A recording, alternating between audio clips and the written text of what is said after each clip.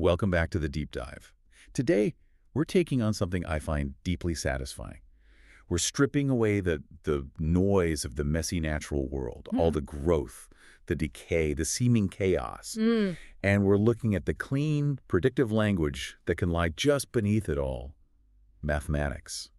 So our mission today is a deep dive into sources on mathematical modeling, specifically in biological and environmental systems. You might hear it called biomodeling. Right. We're looking at what feels like the ultimate translation problem. I mean, how do you take something as complex as, say, the pollution level in a huge lake or the growth of a single tumor and turn that into a reliable, clear, predictive equation? Exactly. We really want to understand the procedures, the types of models out there, and just how huge the scope is for this stuff in fields like medicine and ecology.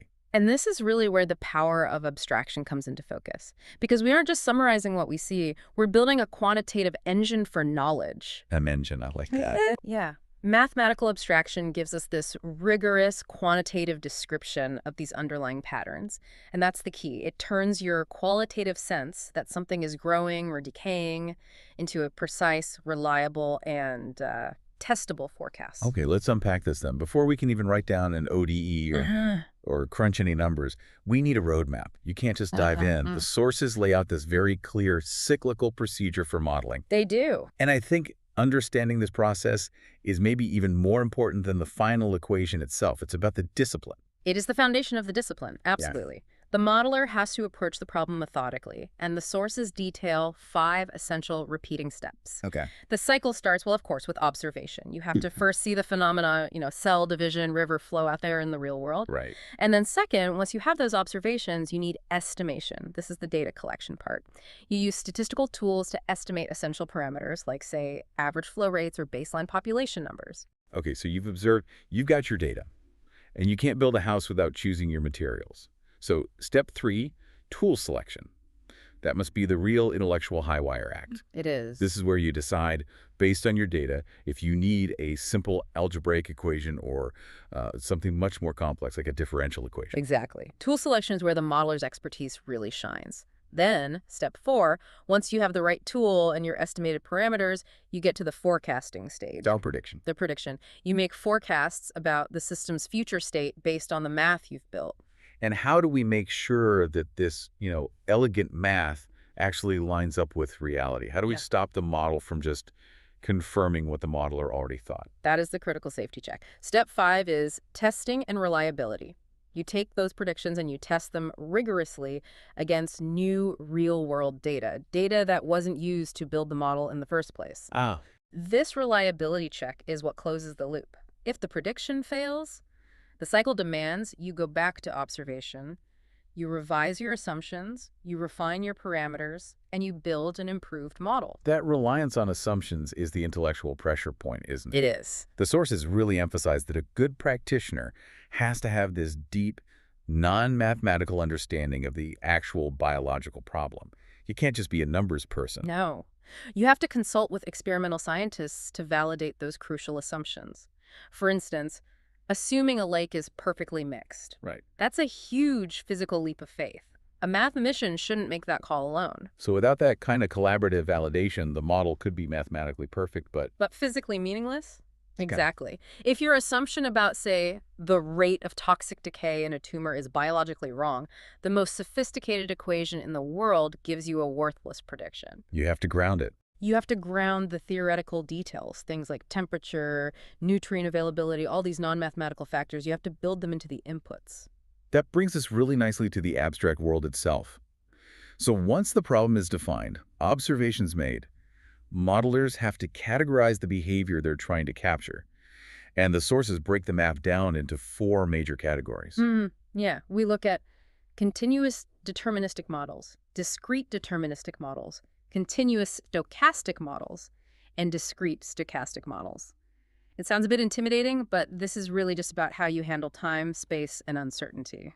Let's try to ground those 2 key differences. First is continuous versus discrete. I kind of think of a continuous model as water flowing smoothly from a tap.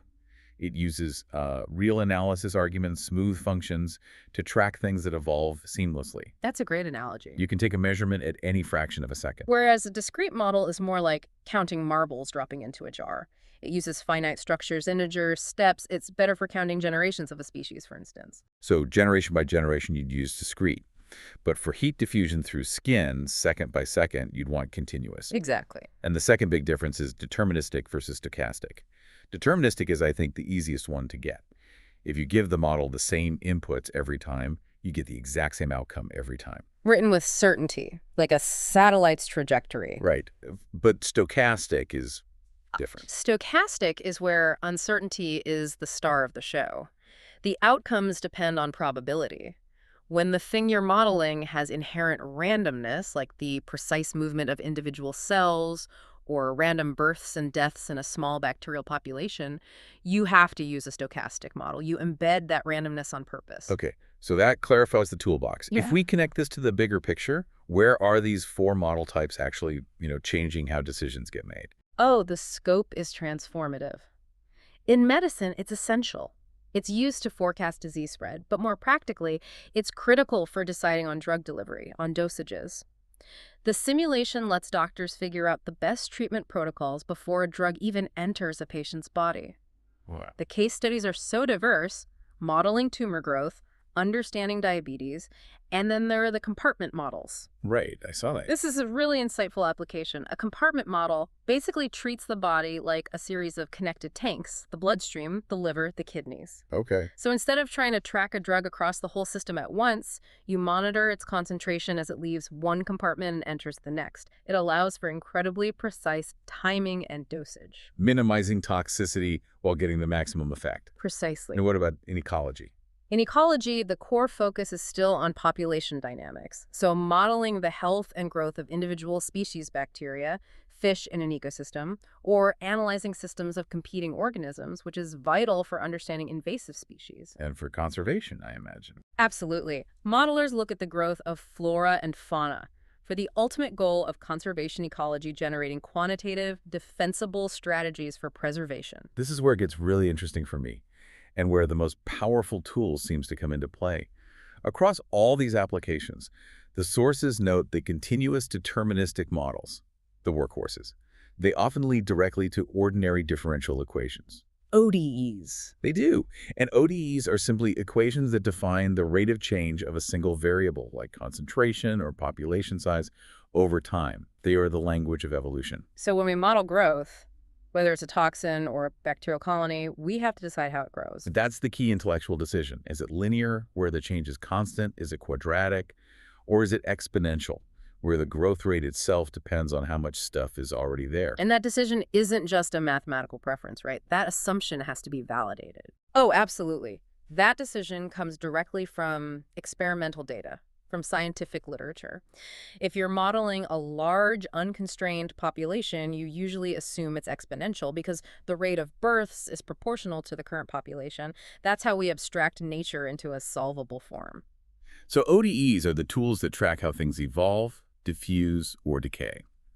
To bring this to life, let's look at the two examples our sources highlight: the urgent problem of lake pollution and the dynamics of tumor growth.